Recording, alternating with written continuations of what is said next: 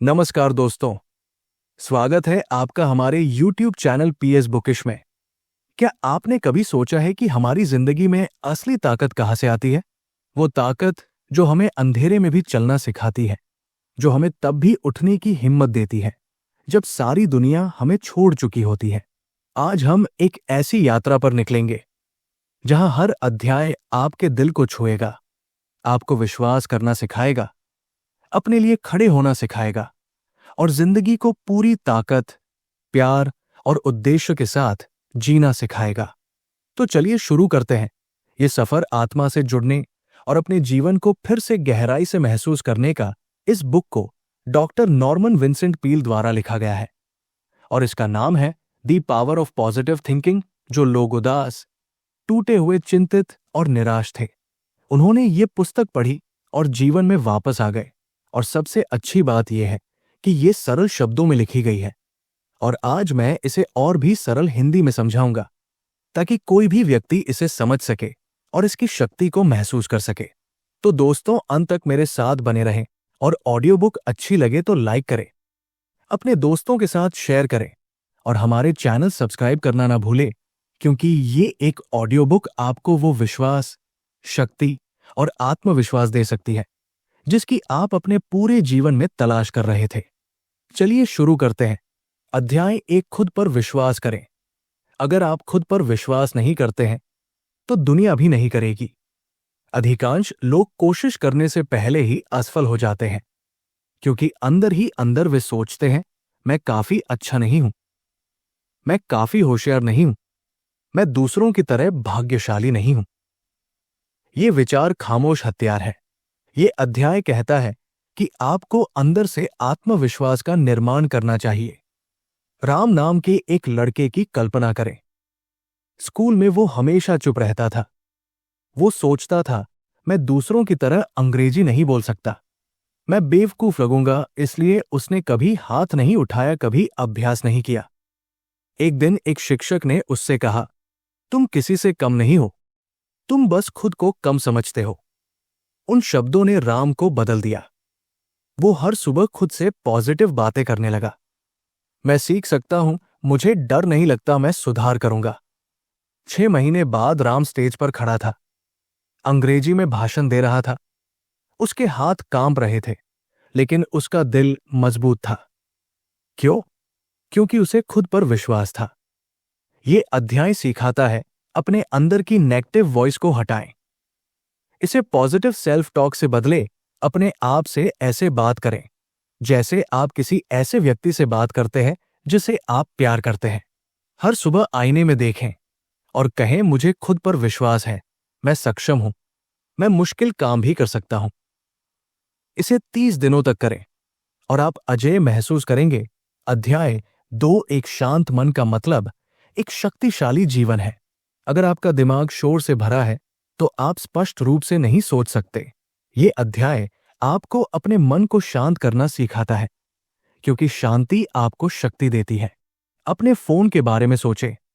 जब इसमें बहुत सारे ऐप खुले होते हैं तो ये धीमा हो जाता है। आपका दिमाग भी ऐसा ही है। गुस्सा, तनाव, ईर्ष्या, ज्यादा सोचना, ये चीजें पृष्ठभूमि में चलती रहती है और आपकी ऊर्जा को खत्म कर देती है। एक शक्तिशाली जीवन जीने के लिए आपको अपने भीतर के तूफान को शांत करना होगा।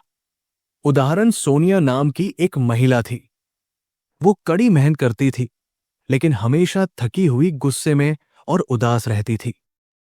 उसका बॉस चिल्लाता था, उसके बच्चे शिकायत करते थे, उसका पति उसकी बात नहीं सुनता था। एक दिन वो एक पेड़ के नीचे बैठी, अपनी आंखें बंद की और गहरी सांस ली। कोई फोन नहीं, कोई शोर नहीं, कोई उम्मीद नहीं, बस सन्नाटा। वो हर दिन 10-10 मिनट ऐसा करने लगी। धीरे धीरे कुछ बदल गया। वो ज्यादा मुस्कुराने लगी, शांति से बात करने लगी, लोग उसका सम्मान करने लगे। वो भाग्यशाली नहीं थी, उसने बस अपने मन को शांत किया और इससे उसका जीवन बदल गया। ये अध्याय सिखाता है, अराजकता से दूर रहो, टहलने जाओ, चुपचाप बैठो, अपने आप से एक दोस्त की तरह बात करो। सोने से पहले कुछ शांतिपूर्ण पढ़ो, समाचार नहीं, गपशप नहीं, नाटक नहीं, शांति शक्ति के बराबर है। जब आपका मन शांत होता है तो आपका जीवन शक्तिशाली हो जाता है। अध्याय 3, भविष्य से डरना बंद करो। डर सपनों को मार देता है। अधिकांश लोग समस्याओं के कारण असफल नहीं होते। वे असफल होते हैं क्योंकि उन्हें समस्याओं की संभावना का डर होता है। वे पूछते हैं, अगर मैं पैसे खो दूं तो क्या होगा? अगर लोग मुझ पर हंसे तो क्या होगा? अगर मैं असफल हो जाऊं तो क्या होगा? लेकिन अगर तुम सफल हो जाओ तो क्या होगा? ये अध्याय सिखाता है डर को अपने जीवन पर नियंत्रण न करने। 2 उदाहरण। एक युवक था जो अपना खुद का कैफे शुरू करने का सपना देखता था, लेकिन वो डरता था। उसे कोई अनुभव नहीं था। एक दिन उसने अपने बूढ़े दादा से पूछा, अगर मैं असफल हो जाऊं तो क्या होगा? बूढ़े आदमी ने मुस्कुराकर कहा, तब तुम सीख जाओगे, और अगर तुम कोशिश नहीं करोगे तो तुम्हें पछताना पड़ेगा। उस दिन उसने बैंक से लोन लिया और कैफे खोला। 6 महीने में वो विफल हो गया, लेकिन उसने हार नहीं मानी। सीखा, पढ़ा और फिर से शुरू किया। आज वो 5 कैफे का मालिक है। क्यों? क्योंकि उसने अगर मैं असफल हो गया पूछना बंद कर दिया, और अगर मैं उड़ गया पूछना शुरू कर दिया। ये अध्याय सिखाता है डर वास्तविक नहीं है, ये केवल आपकी कल्पना में रहता है। इसका सामना करें, इससे बात करें। अध्याय 4, अपनी खुशी खुद बनाएं। खुशी कोई ऐसी चीज नहीं है जिसका आप इंतजार करते हैं। ये कुछ ऐसा है जिसे आप बनाते हैं। बहुत से लोग सोचते हैं, जब मुझे नौकरी मिल जाएगी तो मैं खुश हो जाऊंगा, जब मेरी शादी हो जाएगी तो मैं खुश हो जाऊंगा, जब मैं अमीर हो जाऊंगा तो मैं खुश हो जाऊंगा। लेकिन अगर आपकी खुशी किसी बाहरी चीज पर निर्भर करती है तो आप हमेशा उसके पीछे भागते रहेंगे। ये अध्याय कहता है अंदर की खुशी से शुरुआत करें। एक अमीर व्यापारी ने एक बार कहा था, मेरे पास सब कुछ है लेकिन मैं खालीपन महसूस करता हूं। उसके पास पैसा था, शोहरत थी, बड़ा घर था, लेकिन शांति नहीं थी। फिर उसने छोटे छोटे काम करने शुरू कर दिए। वो संडे को गरीब बच्चों के साथ समय बिताता था। हर रात वह अपनी मां को फोन करता था। उसने पेड़ लगाए। वो फिर से मुस्कुराने लगा। उसने महसूस किया खुशी चीजों में नहीं है, ये पलों में है, ये देने में है, ये जुड़ाव में है, ये थैंकफुलनेस में है। ये अध्याय सिखाता है पहले मुस्कुराओ, इसलिए नहीं कि जीवन परिपूर्ण है, बल्कि इसलिए कि तुम जीवित हो। तुलना करना बंद करो, सराहना करना शुरू करो। छोटी छोटी चीजों में खुशी ढूंढो। अपनी मां के साथ जाए, अपने बच्चे से गले मिलना, अकेले में एक शांत पल, एक शक्तिशाली पंक्ति। अगर तुम खुश रहना चाहते हो तो इंतजार मत करो। अध्याय 5, सबसे अच्छे की उम्मीद करो और तुम इसे पाओगे। तुम्हारा दिमाग एक चुंबक की तरह है। अगर तुम सोचते हो कि अच्छी चीजें होंगी तो तुम उन्हें आकर्षित करते हो। अगर तुम असफलता की उम्मीद करते हो तो ये अक्सर सच हो जाती है। ये अध्याय कहता है हमेशा सबसे अच्छे की उम्मीद करो। भले ही जीवन अंधकार में लगे, लेकिन ये क्यों काम करता है? क्योंकि जब तुम कुछ अच्छा होने की उम्मीद करते हो, तुम्हारा दिमाग रचनात्मक हो जाता है, तुम्हारा शरीर ऊर्जावान महसूस करता है और तुम्हारी आंखें अवसरों को देखना शुरू कर देती है। लेकिन अगर आप सबसे बुरे की उम्मीद करते हैं तो आपका दिमाग बंद हो जाता है, आपका शरीर थक जाता है और आपका दिल डर जाता है। वास्तविक जीवन का उदाहरण मोहित नाम का एक आदमी था। वो एक सेल्समैन था। हर सुबह वो खुद से कहता था, आज कोई नहीं खरीदेगा, लोगों को परवाह नहीं है, और अंदाजा लगाइए, उसने लगभग कुछ भी नहीं बेचा। एक दिन उसने कुछ अलग करने की कोशिश की। घर से निकलने से पहले वो आईने के सामने खड़ा हुआ और कहा, आज का दिन बहुत बढ़िया होगा, मैं दयालु लोगों से मिलूंगा, मैं बेचूंगा। शुरुआत में कुछ बड़ा नहीं बदला, लेकिन धीरे धीरे उसकी मुस्कान असली हो गई, उसकी ऊर्जा मजबूत हो गई। वो आत्मविश्वास से भरा हुआ दिखने लगा और लोग सुनने, खरीदने और भरोसा करने लगे। 3 महीने बाद मोहित शीर्ष सेल्स पर्सन बन गया। इसलिए नहीं कि दुनिया बदल गई, बल्कि इसलिए कि वो बदल गया। ये अध्याय सिखाता है आप जो उम्मीद करते हैं वही आपकी वास्तविकता बन जाती है। आपको चुनना होगा चमत्कार की उम्मीद करें या दुख की हर दिन सफलता की उम्मीद करें। डर की नहीं, एक काम। हर महत्वपूर्ण क्षण, मीटिंग, इंटरव्यू और भाषण से पहले अपनी आंखें बंद करें और कहें, मैं सर्वश्रेष्ठ की उम्मीद करता हूं, मैं तैयार हूं। ऐसा एक सप्ताह तक करें। आपकी मानसिकता हमेशा के लिए बदल जाएगी। अध्याय 6, अपने मन को भय से भरना बंद करें। डर केवल एक भावना नहीं है, ये एक जहर है। यह आपकी शांति को नष्ट करता है, आपके शरीर को कमजोर करता है और आपकी शक्ति को चुराता है। ये अध्याय एक बड़ी सीख देता है। अपने डर को भूखा रखें और अपने विश्वास को खिलाएं। इसके बारे में सोचें, आप अपने मन को प्रतिदिन क्या खिला रहे हैं? अगर आप हमेशा नेगेटिव न्यूज़ देखते हैं, शिकायतें सुनते हैं, सोशल मीडिया पर खुद की तुलना करते हैं, तो आप भय को खिला रहे हैं। लेकिन अगर आप अच्छी किताबें पढ़ते हैं, पॉजिटिव लोगों से बात करते हैं, ध्यान करते हैं, प्रार्थना करते हैं, चिंतन करते हैं, तो आप शांति और शक्ति को खिलाते हैं। रियल एग्जाम्पल, रोशनी नाम की एक महिला को पैनिक अटैक आते थे। उसे अपनी नौकरी, स्वास्थ्य और रिश्तों को खोने का डर था। उसका दिन नेगेटिव न्यूज़ शुरू होता था और गपशप वीडियो से समाप्त होता था। उसका मन तूफान बन जाता था। एक दिन उसके चिकित्सक ने उसे एक काम दिया। अगले 10 दिनों तक कोई बुरी सामग्री नहीं, कोई गपशप नहीं, केवल सकारात्मक विचार, अच्छा संगीत, प्रकृति में घूमना और आभार।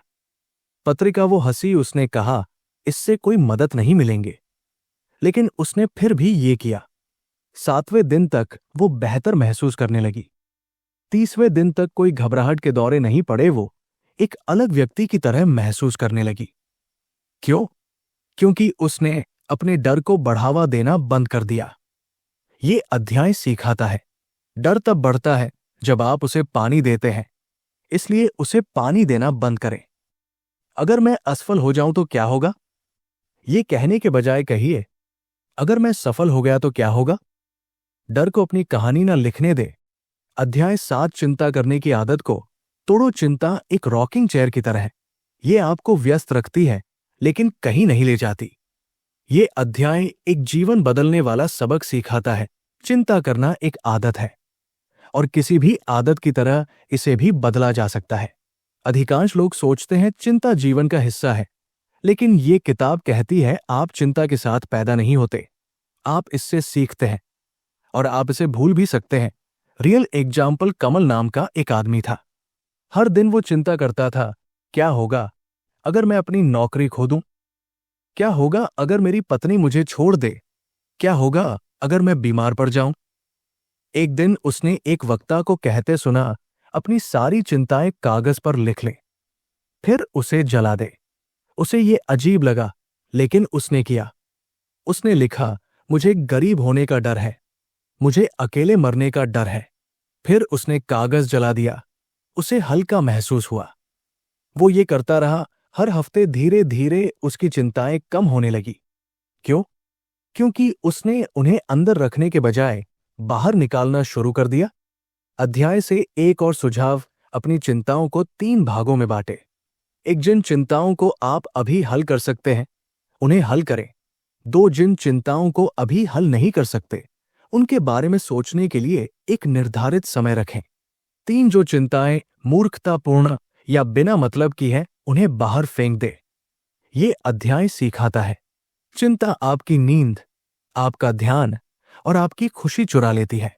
अपनी चिंता का सामना करें, उससे भागे नहीं। चिंता को समस्या समाधान से बदले, ये केवल आज की शांति को छीन लेती है। अध्याय 8, उस शक्ति पर भरोसा करें जो आपसे बड़ी है। ये अध्याय बहुत आध्यात्मिक है, लेकिन बहुत सरल है।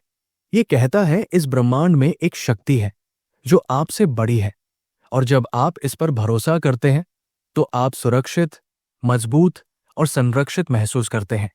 कुछ लोग इसे भगवान कहते हैं, कुछ लोग इसे ब्रह्मांड, कुछ लोग इसे विश्वास कहते हैं। आप इसे जो भी नाम दे, सच्चाई यही है, आप अकेले नहीं हैं। एक आदमी था जिसका व्यवसाय विफल हो गया। उसने सब कुछ खो दिया, उसने सब कुछ आजमाया। ऋण, निवेशक, भीख मांगना, कुछ भी काम नहीं आया। एक दिन पूरी तरह से मौन में उसने कहा, मैंने वो सब कुछ कर लिया है जो मैं कर सकता था। अब मैं जाने देता हूं। मैं भरोसा करता हूं। और अजीब बात यह है कि अगले हफ्ते एक दोस्त ने एक अफसर के साथ फोन किया। जादू नहीं, किस्मत नहीं, बस पूर्ण समर्पण के बाद आया विश्वास और शांति। अपने पिता के साथ सड़क पर चल रहे एक बच्चे के बारे में सोचे। बच्चे को गिरने का डर नहीं है। क्यों?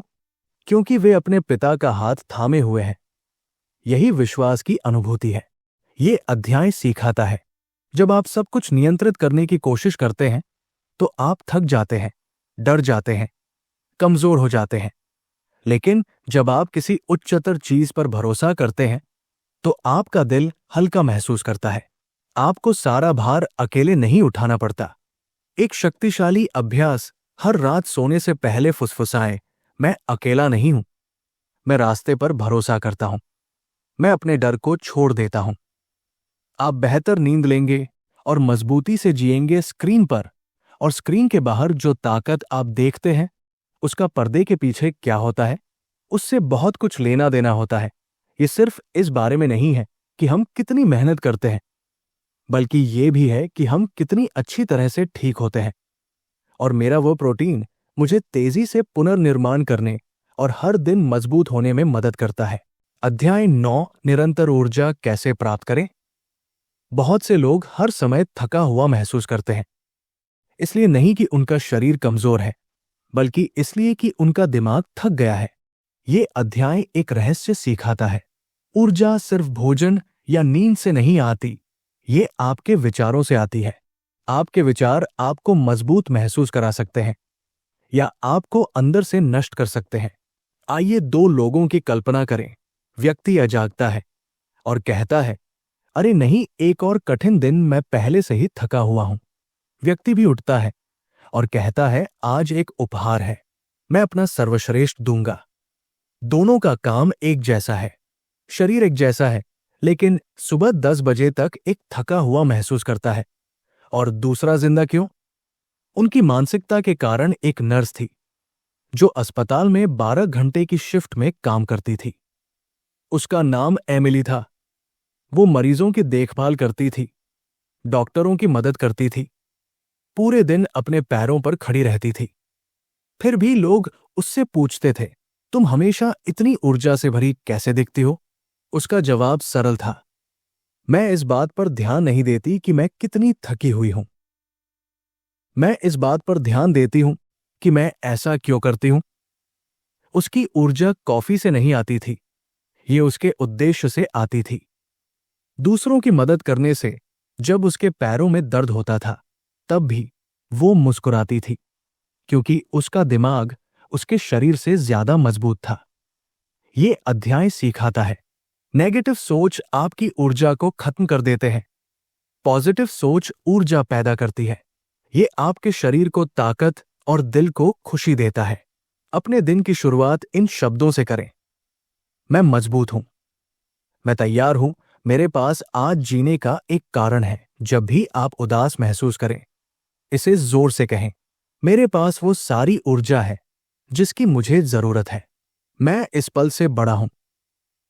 इसे जोर से कहें, खड़े हो जाएं, गहरी सांस लें। आप अपने अंदर बदलाव महसूस करेंगे।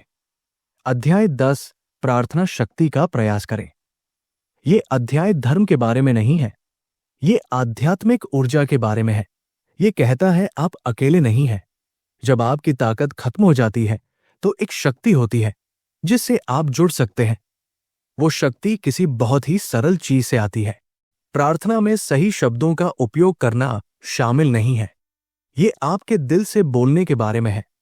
भले ही आप अकेले बैठे हो, टूटा हुआ महसूस कर रहे हो और फुसफुसाएं, कृपया मेरी मदद करें, यही प्रार्थना है। एक व्यापारी सब कुछ खो रहा था, उसकी कंपनी, पैसा और शादी, उसने थेरेपी, कोचिंग, यहां तक कि दवाएं भी आजमाई, लेकिन कुछ भी काम नहीं आया। एक रात निराश महसूस करते हुए उसने जोर से कहा, भगवान अगर तुम हो तो मुझे मदद चाहिए। उस मौन में वो वर्षों में पहली बार रोया। उस समर्पण के क्षण ने उसे नई ताकत दी, जादू नहीं बल्कि शांति। उसने हर चीज से अकेले लड़ना बंद कर दिया। वो हर सुबह प्रार्थना करने लगा। 10 मिनट का शांत समय धीरे धीरे उसका जीवन स्पष्ट होता गया। ये अध्याय सिखाता है, प्रार्थना केवल मांगना नहीं है, ये शांति से जुड़ना है। आपको धार्मिक होने की जरूरत नहीं है, बस ईमानदार रहे। अपनी आत्मा से बोले, इसे आदत बनाएं। प्रतिदिन उस उच्च शक्ति से बात करें। आप फिर कभी अकेला महसूस नहीं करेंगे। सरल अभ्यास, हर रात सोने से पहले 3 बातें फुसफुसाएं।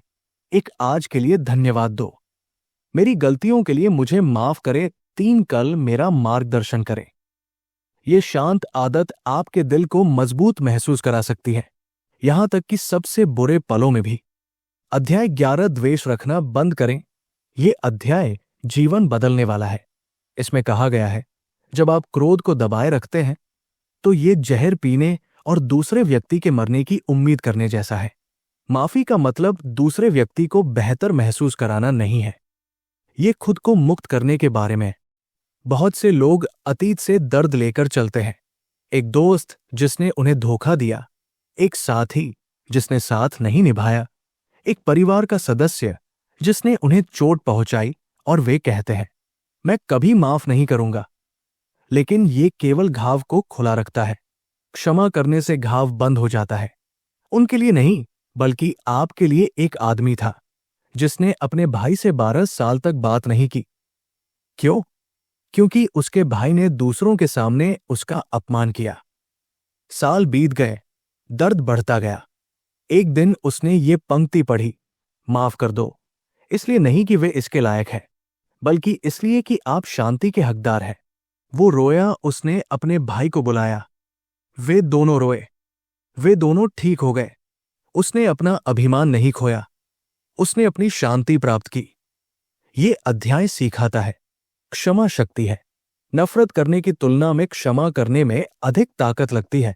किसी को माफ करने का मतलब ये नहीं है कि वे सही थे, इसका मतलब है कि आप शांति चुनते हैं। जाने दें, उनके लिए नहीं।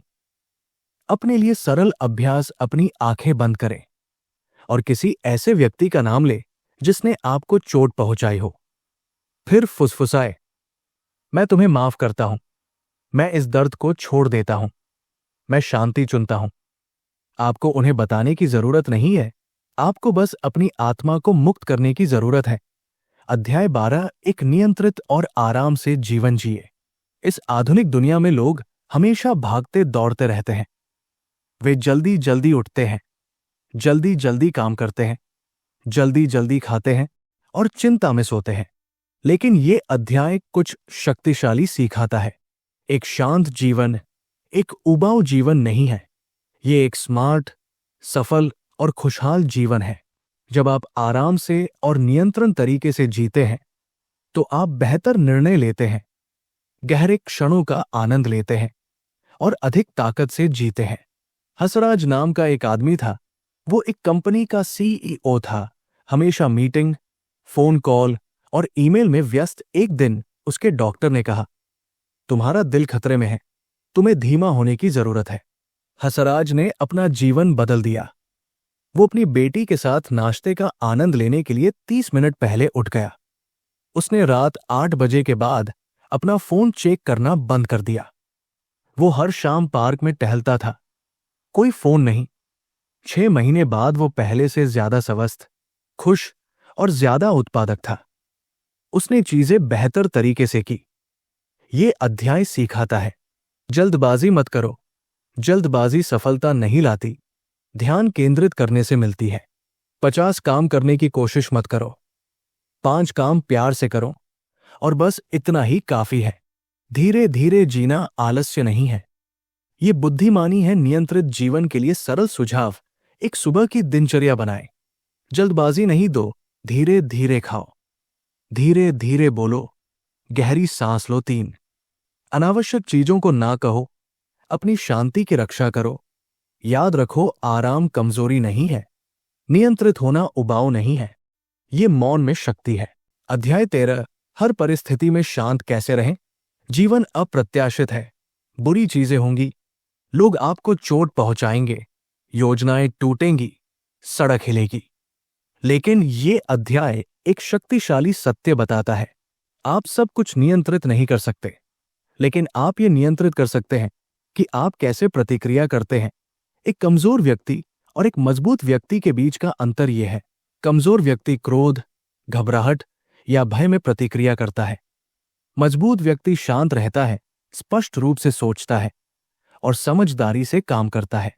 एक युवा पायलट विमान उड़ा रहा था जब बीच हवा में एक इंजन फेल हो गया। यात्री चिल्ला रहे थे, चालक दल घबरा गया, लेकिन पायलट शांत रहा।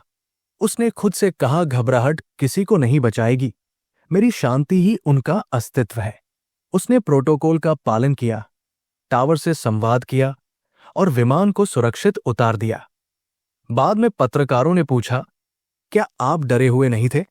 उसने मुस्कुराकर कहा, लेकिन डर से संकट का समाधान नहीं होता, स्पष्टता से होता है। ये अध्याय सिखाता है, आपको हर बात पर प्रतिक्रिया करने की जरूरत नहीं है। शांति कमजोरी नहीं है, ये ताकत का संकेत है। जब चीजें नियंत्रण से बाहर हो जाए तो सांस ले, धीरे बोले, समझदारी से काम ले, शांत रहने का अभ्यास करें। जब आप गुस्से में हो तो 10 सेकंड तक कुछ न बोले, गहरी सांस ले और खुद से पूछें, मैं अभी सबसे समझदारी वाली चीज क्या कर सकता हूं? आपका जीवन बदल जाएगा जब चीजें शांत नहीं होंगी, बल्कि आप शांत होंगे। अध्याय 14 उपचार शक्ति में विश्वास करें। यह अध्याय अत्यंत भावनात्मक और शक्तिशाली है। यह कहता है, आपके दिमाग में आपके शरीर को ठीक करने की शक्ति है। जब आप अपने दिमाग को सकारात्मक, शांतिपूर्ण और उपचार विचारों से भरते हैं, नॉइस, तो कई बीमारियां, दर्द और यहां तक कि दीर्घकालिक स्वास्थ्य समस्याएं भी ठीक हो सकती है। विज्ञान ने भी इसे सिद्ध किया है। विश्वास, आशा और शांति शरीर को तेजी से ठीक करने में मदद करते हैं। वास्तविक उदाहरण, सुसान नाम की एक महिला थी जिसे कैंसर था। डॉक्टरों ने कहा कि वो 1 साल से अधिक नहीं जी सकेगी, लेकिन डरने के बजाय उसने निर्णय लिया। हर सुबह शांत संगीत सुनती, शीशे में खुद को देखकर कहती, मेरा शरीर ठीक हो रहा है, मेरी कोशिकाओं मजबूत है, मैं जिंदा रहूंगी। उसने दूसरों की मदद करना शुरू किया, बच्चों को किताबें पढ़ाना, बुजुर्ग मरीजों को खाना खिलाना। उसका मन दया और शक्ति से भरा हुआ था, बीमारी से नहीं। 1 साल बाद डॉक्टर चौंक गए, रिपोर्ट उम्मीद से बेहतर थी। कैंसर ने सिर्फ रुका, बल्कि ठीक होने लगा। दूसरा उदाहरण, एक लड़के की रीढ़ की हड्डी दुर्घटना में टूट गई। डॉक्टरों ने कहा वो फिर कभी नहीं चल पाएगा, लेकिन उसने मानने से इनकार कर दिया। उसने खुद को चलते हुए कल्पना की। 2 साल उसने शरीर नहीं, अपने दिमाग को प्रशिक्षित किया। आज वो चलता है, मैराथन दौड़ता है। ये अध्याय सिखाता है, आपके विचार आपके स्वास्थ्य को प्रभावित करते हैं। सकारात्मक सोच का मतलब दर्द को नजरअंदाज करना नहीं है। इसका मतलब है ठीक होने में विश्वास करना। सरल अभ्यास, हर सुबह और रात अपनी आंखें बंद करें और कहें, मेरा शरीर ठीक हो रहा है, मैं मजबूत हो रहा हूं, मैं जीवन से भर गया हूं। इसे प्यार से कहें। आपकी कोशिकाओं सुन रही है। अध्याय 15 मजबूत व्यक्तिगत संबंध बनाएं। कोई भी अकेले सफल नहीं होता। हम इंसान हैं और इंसानों को कनेक्शन, प्यार, समर्थन और समझ की जरूरत होती है। अगर आपके रिश्ते मजबूत हैं, तो आपका जीवन भी मजबूत हो जाता है। आज अहंकार, क्रोध, गलतफहमियां और समय की कमी के कारण अधिकतर रिश्ते कमजोर हैं। ये अध्याय सिखाता है इसे कैसे ठीक किया जाए। पहली कहानी, एक जोड़ा 15 साल से शादीशुदा था, पर अब बात करना, हंसना, साथ समय बिताना बंद हो गया था। एक दिन पति ने बदलाव शुरू किया। हर सुबह वो अपनी पत्नी का हाथ चूमता और कहता, मेरे साथ रहने के लिए धन्यवाद। शुरुआत में उसने कोई प्रतिक्रिया नहीं दी, पर वो रुका नहीं। 3 सप्ताह बाद वो मुस्कुराई। 6 महीने बाद उन्होंने फिर से अपनी प्रतिज्ञाएं दोहराई। उनकी शादी दयालुता और धैर्य से बची। दूसरी कहानी, एक आदमी था जो अपने बच्चों से प्यार से कभी बात नहीं करता था। हमेशा व्यस्त, हमेशा तनाव में एक दिन उसके बेटे ने पूछा, पापा, जब आप मुझे देखते हैं तो मुस्कुराते क्यों नहीं? वो टूट गया, बेटे को गले लगाया और रो पड़ा।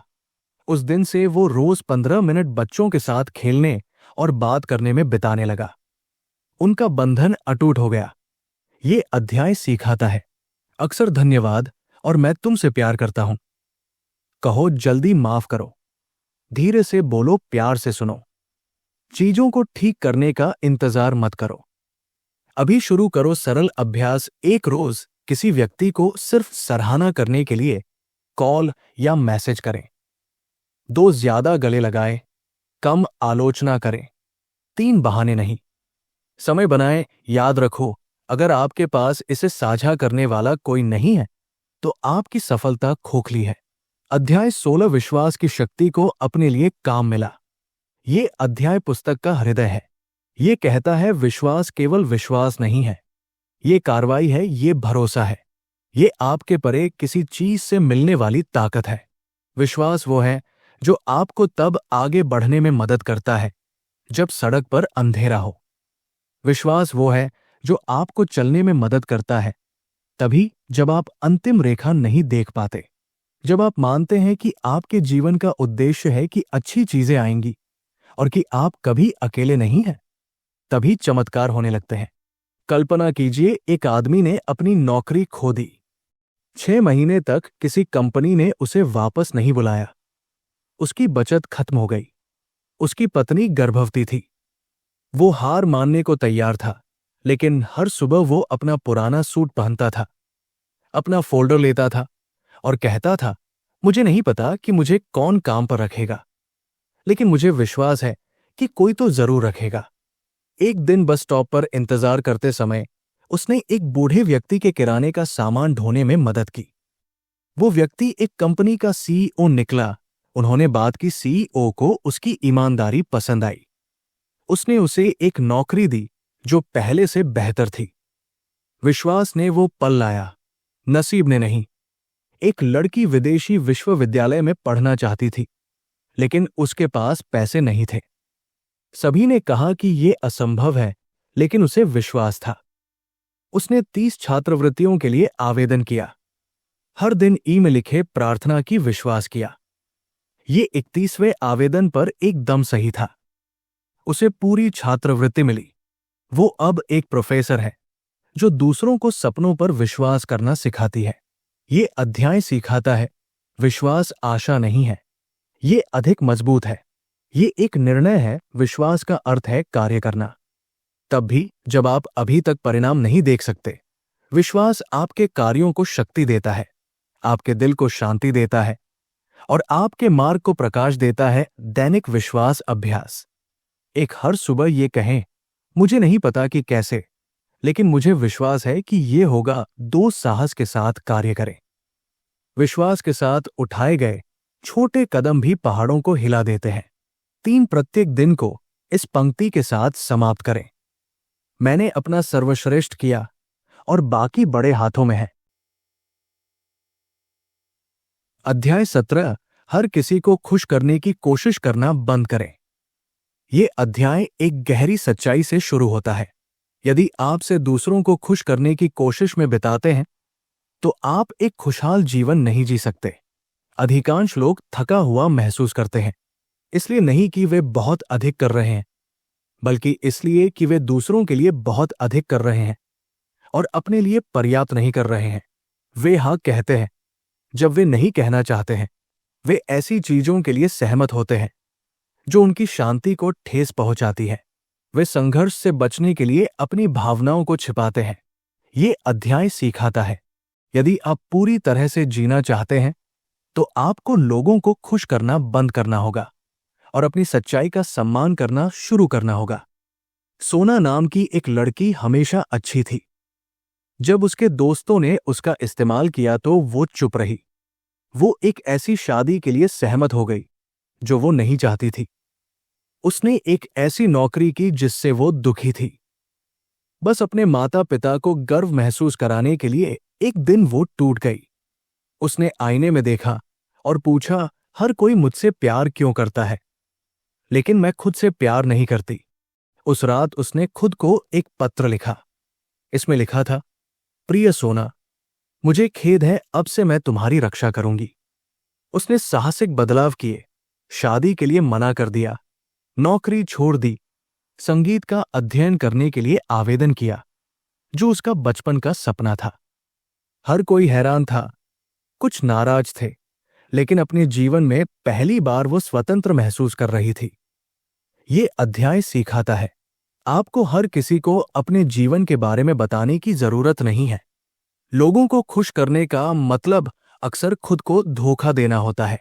अपनी शांति चुनें, भले ही इसका मतलब ये हो कि कुछ लोग आपसे दूर चले जाएं। आत्मसम्मान के लिए अभ्यास। हर बार जब आप दूसरों को खुश करने का दबाव महसूस करें तो खुद से पूछें, अगर मैं उन्हें हाँ कहता हूं तो क्या मैं खुद को ना कह रहा हूं? और अगर जवाब हाथ है तो खुद को चुनें। अध्याय 18, अपने जीवन को प्यार से भरें। ये अध्याय कोमल है लेकिन शक्तिशाली है। ये कहता है, प्यार के बिना सफलता खाली है। एक समृद्ध जीवन पैसे से भरा नहीं है, ये प्यार से भरा है। प्यार सिर्फ रोमांस नहीं है, ये है कि आप लोगों के साथ कैसा व्यवहार करते हैं। ये है कि आप अजनबियों से कैसे बात करते हैं। ये है कि आप कैसे माफ करते हैं, मदद करते हैं, मुस्कुराते हैं और सुनते हैं। एक लड़का था जिसे डाउन सिंड्रोम था। हर दिन उसके सहपाठी उसे अनदेखा करते थे। एक लड़की सिर्फ एक दोपहर के भोजन के दौरान उसके साथ बैठी। उसने अपना खाना साझा किया, मुस्कुराई और उसके दिन के बारे में पूछा। उसने सोचा नहीं था कि ये कोई बड़ी बात है, लेकिन 10 साल बाद उसने उसे एक संदेश भेजा जिसमें लिखा था, तुम्हारे प्यार ने मुझे बचा लिया। मैं मरना चाहता था, लेकिन तुमने मुझे देखा हुआ महसूस कराया। छोटा सा प्यार, बड़ा प्रभाव। ये अध्याय सिखाता है, प्यार करने से कभी हार नहीं होती। जब दुनिया ठंडी होती है तभी आपकी गर्मजोशी मायने रखती है। सिर्फ लक्ष्यों का पीछा मत करो, अपने आसपास प्यार का निर्माण करो। रोजाना प्यार का अभ्यास करें। एक अपने माता पिता, भाई बहनों, साथी, दोस्तों से कहो, मैं तुमसे ज्यादा प्यार करता हूं। 2, बिना किसी उम्मीद के किसी की मदद करो। 3, हर दिन किसी अजनबी से कुछ अच्छा कहो। याद रखो, जीवन के अंत में लोग आपके पैसे को याद नहीं रखते, वे आपके प्यार को याद रखते हैं। अध्याय 19, हार मत मानो, आप जितना सोचते हैं उससे कहीं ज्यादा करीब है। ये अध्याय भावनात्मक है। ये उस व्यक्ति से बात करता है जो छोड़ने वाला है, जो थक गया है, जो सोचता है शायद ये सपना मेरे लिए नहीं है। लेकिन सच तो ये है कि आप जितना सोचते हैं उससे कहीं ज्यादा करीब है। कई लोग सफलता से एक कदम पहले ही हार मान लेते हैं। क्यों? क्योंकि वे थकावट को उद्देश्य से ज्यादा बोलने देते हैं। एक सोने की खदान खोदने वाले ने 5 साल तक खुदाई की। हर दिन वो घंटों काम करता था। एक दिन उसे कुछ नहीं मिला। उसने कहा, यह बेकार है, और अपनी जमीन बेच दी। अगले व्यक्ति ने 3 फीट और खोदा और सोना पाया। एक महिला थी जो लेखिका बनना चाहती थी। उसने अपनी पहली किताब 22 प्रकाशनों को भेजी। सभी ने उसे अस्वीकार कर दिया। वो रो पड़ी, लगभग हार मान गई। लेकिन उसकी सबसे अच्छी दोस्त ने कहा, अस्वीकृति को अपने उपहार को खत्म मत करने दो, बस एक हाथ सब कुछ बदल देगी। उसने इसे एक और प्रकाशक को भेजा। 23वीं बार में उन्होंने ये कहा, वो किताब वैश्विक बैच सेलर बन गई। वो महिला थी जेके रूलिंग। ये अध्याय सिखाता है, आपको अपने ऊपर विश्वास करने के लिए 100 लोगों की जरूरत नहीं है, बस एक ही, और वो आप ही होने चाहिए। अगर ये कठिन है तो इसका मतलब है कि ये इसके लायक है। संघर्ष प्रगति के संकेत है। असफलता के नहीं चलते रहने का अभ्यास करें। एक जब आप छोड़ना चाहे तो पूछें, मैंने क्यों शुरू किया? 2, अपने भविष्य के बारे में सोचे, जो आपको हार ना मानने के लिए धन्यवाद देगा। 3, इसे हर दिन कहें, मैं अब रुकने के लिए बहुत दूर आ गया हूं, मैं खत्म नहीं हुआ हूं। आप हार मानने के लिए पैदा नहीं हुए थे, आप बार बार उठने के लिए पैदा हुए थे। अध्याय 20, अपना जीवन शक्ति और उद्देश्य के साथ जिए। ये अंतिम अध्याय है। और ये आपकी आत्मा के लिए एक संदेश है। ये कहता है, आप एक दुर्घटना नहीं हैं। आप किसी बड़ी चीज के लिए बने हैं। ज्यादातर लोग बस मौजूद हैं। वे जागते हैं, काम करते हैं, खाते हैं, सोते हैं और इसे जीवन कहते हैं। लेकिन अंदर ही अंदर वे खालीपन महसूस करते हैं, क्योंकि वे उद्देश्य के साथ नहीं जी रहे हैं। ये अध्याय आपको सिखाता है कि अपने दिल में आग के साथ कैसे जीना है। एक आदमी था जो कॉल सेंटर में काम करता था। हर दिन वो एक ही स्क्रिप्ट दोहराता था। लेकिन एक दिन उसने खुद से पूछा, क्या मैं इसीलिए पैदा हुआ हूं? उसने सप्ताहांत में स्वयं सेवा करना शुरू किया। गरीब छात्रों को अंग्रेजी सीखने में मदद की। उसके अंदर कुछ जगमगा उठा। उसने अपनी नौकरी छोड़ दी। एक छोटा सा स्कूल खोला। ये इसलिए बढ़ा क्योंकि उसके उद्देश्य ने उसे शक्ति दी। आज उसके स्कूल में 2000 छात्र पढ़ रहे हैं, क्योंकि एक आदमी ने एक साहसिक सवाल पूछा था। तो दोस्तों, ये थे वो विचार, वो कहानियों और वो सीखें जो हमें याद दिलाती है कि हम महज एक जीवन जीने नहीं, बल्कि एक उद्देश्य के साथ इस धरती पर आए हैं। विश्वास, आत्मसम्मान, प्यार और साहस, यही हमारे असली हथियार हैं। अगर ये वीडियो आपके दिल को छू पाया हो तो इसे जरूर लाइक करें। कमेंट में बताएं कि किस अध्याय ने आपको सबसे ज्यादा प्रेरित किया। और ऐसे ही जीवन बदलने वाले कंटेंट के लिए चैनल को सब्सक्राइब जरूर करें। याद रखिए, आप हार मानने के लिए नहीं, बार बार उठने के लिए बने हैं। मिलते हैं अगले वीडियो में। तब तक के लिए खुद पर विश्वास रखिए और अपने जीवन को पूरी ताकत से जीते रहिए।